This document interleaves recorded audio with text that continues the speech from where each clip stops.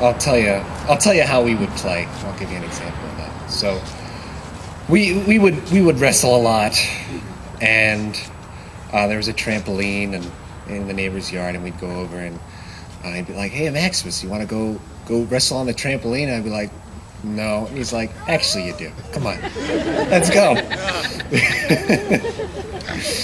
and we had fun. I look back and I'm glad we never got hurt.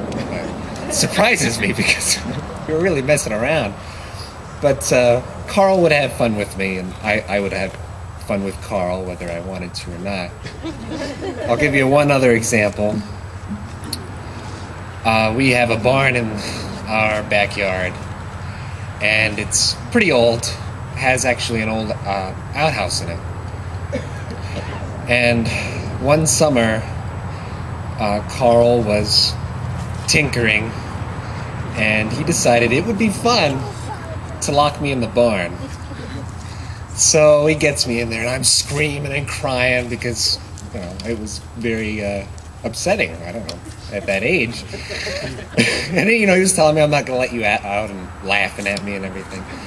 So finally, I managed to squeeze out one of the windows in the back of the barn and get out.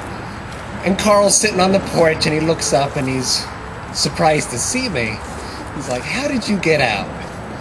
So he has me walk him back. And he sees how I got out. He's like, "Hold on." He goes and gets some chicken wire or something. Has me sit down to watch him and nails it over the window. He's like, "Let's try this again."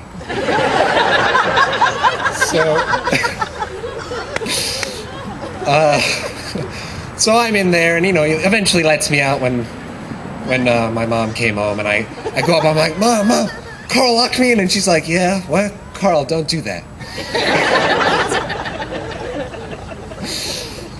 That was a good summer.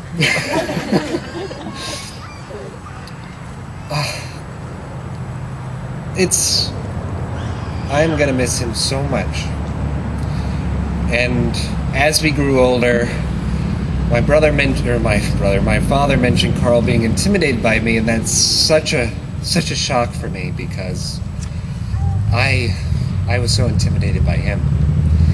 He was so amazing, and like anything he did, he was really good. And he was beautiful too. Anything you look at him, and just an amazing person. And as I've begun coming into my own and appreciating Karl more, I'm really grateful that we had the last year, because Karl was communicating with us more and with me more, and we were really beginning to appreciate each other without that rivalry and intimidation. We're really seeing each other. And I'm so glad that I have that. But gosh, talk about setting the bar high. In life and in death. Really, Karl? 11, 11, 11? Really? Seriously. But he was a really kind, good person. And I'm so glad that I had him as my brother. I'm always going to be his younger brother. And I'm always going to keep him in my heart. I'm really glad that you're all here. It's a shame, because I know Karl would be able to make us laugh like no other. But we can do the best that we can. And I appreciate you listening to me ramble on. I love you, Karl, and clearly he was loved. Thanks.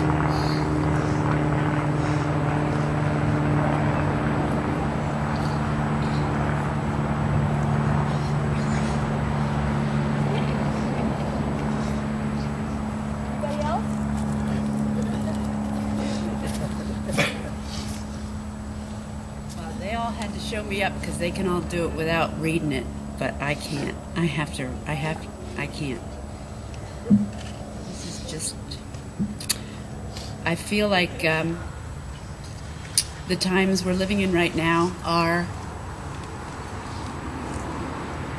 huge and momentous. And right now, I feel like when we look around us at the world at large, but also at our families, our worlds are turning upside down. And I found this poem the day we were flying out. Sage and my niece Ellen and I flew out to California on Sunday. It feels like about 6 months ago, but it was only just this Sunday. And we flew out to California so that we could gather Karl's possessions, what little he had, and gather Karl and see the place where he died. It felt very important. But just as I was walking out the door at like 4 in the morning, my eyes lit upon a book and it said, "Take me." So I took it. And right before the first chapter, there was this poem. And it's called Summer is Winter. Today is tomorrow, and present past. Nothing exists, and everything will last. There is no beginning, there was no end. No depth to fall, no height to ascend. There is only this moment, this flicker of light that illuminates nothing but, oh, so bright. For we are the spark that flutters in space, consuming an eternity of a moment's grace. For today is tomorrow, and present past. Nothing exists, and everything will last. And that's by Jane Roberts. So many times over the past 2 weeks, Karl's been referred to as a flare, with flare, or a meteor speeding through the sky with white-hot intensity. And that is how he lived his life. It was as if he were here to live his life as a giant sushi sampler, tasting absolutely delightful and delectable pieces, but not indulging in an entire platter of anything. Karl lived a fascinating life. I must admit that for most of his 30 years, well, at least the last 20, his father and I couldn't quite figure out his approach. On the one hand, he lived what many would call a charmed life. He was great at everything. Not just good. Not just even really good. He was outstanding at pretty much every single thing he did. Soccer, the hurdles, academics. He was an amazing visual artist. He won first prize at the Tinicum Arts Festival the very first year he ever submitted anything. That's how it was with him. It was like, boom! He went over to Norway and he learned how to DJ in a couple of months and how to compose electronic music, and he returned here and he published a CD, which he then never really bothered to market because he'd done it. It was like, all right, check. He went to Norway and he made a semi-pro soccer team, and it was kind of like, I made this team. It's like, oh my God, yeah, I know.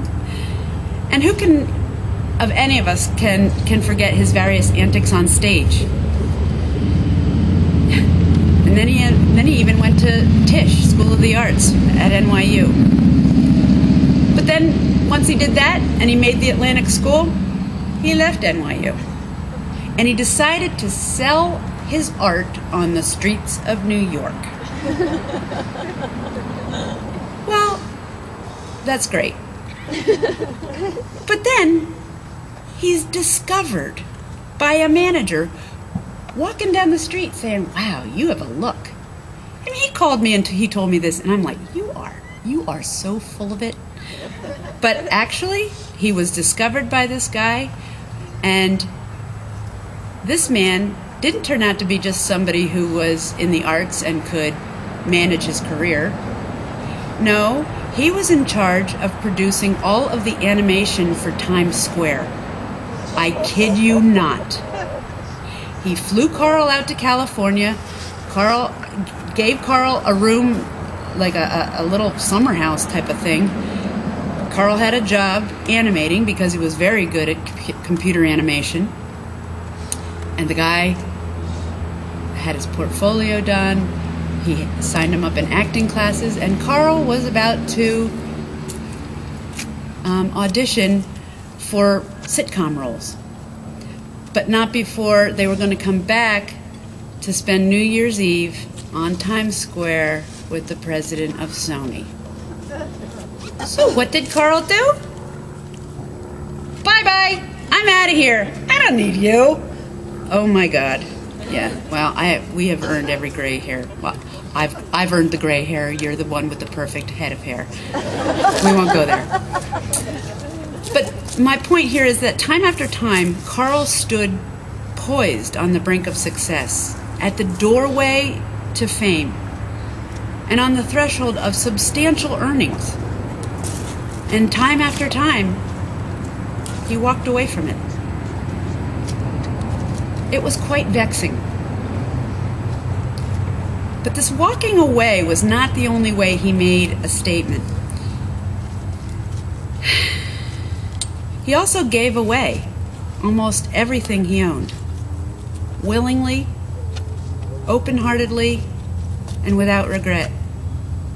He was quite literally known to give the shirt off his back and the food out of his mouth. He was generous to a fault, and believe me, Karl and I often felt it was a fault because what he was giving away was what we had given him. Because he didn't go that next step. But even that turned out to be a lesson for us, a really profound lesson that it took us a number of years to learn. And it taught us that if we're going to give a gift, and if it's really going to be a gift, it has to be unconditional. When a gift is given with a pure heart, you don't care what that person does with the gift because you've given it freely and without strings. And if they turn around and give it to somebody else who you never would have given it to, that's okay. And that's what a true gift is. And it's a hard lesson to learn, but it's especially hard when you give him a coat and you know he's cold. For a long time, Karl and I would take our walks around the neighborhood. We have a rut worn in there, wondering, is he afraid of success? Is he afraid of failure? What is it? We racked our brains trying to figure out and understand why he seemed to insist upon walking away from every golden opportunity that landed in his lap. And we'd scratch our heads when we contemplated the fact that Karl's power animal, now here we get into the weird stuff that I'm into, the creature whose energy seemed to make itself known as being part of who he was at a very young age, even as when he was in Tinicum, is the raccoon. Because a raccoon, the attributes associated with raccoon are the generous protector. And truth be told, Karl and I often thought that Karl was living the opposite of all of the attributes of what a raccoon embodies, because he didn't learn, or it appeared as though he wasn't learning how to take care of himself, and he couldn't be a generous protector if he kept turning his back on all of his opportunities. But just last year, and boy, I'll tell you, this has been a big year, obviously, we really started to see Karl in a completely different light. We went out to a wedding. Karl's oldest younger cousin, and on Karl's side, Krista's wedding. And this was an opportunity for all of us to see each other for the first time. We had not seen Karl for a good year and a half, and for the whole family, it was really great. So we met Karl and we got him on a bus, and he got there and cleaned up really nice, as you can see, because actually the picture on the program is a picture from that wedding. We had a great time at this wedding. But afterwards, we had to put Karl back on a bus back to California. And, you know, he didn't have a lot of money on him. So we went out to eat, and we bought enough so that we'd have leftovers, so that he could take it on the 3-day trip on the bus. And then we walked around, was it Ann Arbor? Just looking around, killing time, because we didn't want to leave him. We just didn't want to say goodbye, even though his bus was not leaving until tomorrow morning. We didn't want to go, we didn't want to leave. But we walked around, and we were walking past the park, and there were some homeless people. And there was some energy that passed between these homeless people and Karl. And a guy got up, and he walked over. He went, "Hey man, I'm really hungry." And Karl, big smile on his face, said, pulled out all the food we had wrapped for him. He said, "Here, enjoy it. It's really good. We just had it for lunch." And he gave away all the food, and Karl and I were like, "Ah!" But we knew. I mean, that was profound. It was like, wow, you really are selfless. So it just really made us see him in a different light. And as Ed Ruiz, Karl's social studies teacher and his first track coach in high school, said many a time, to Karl, rules were a suggestion.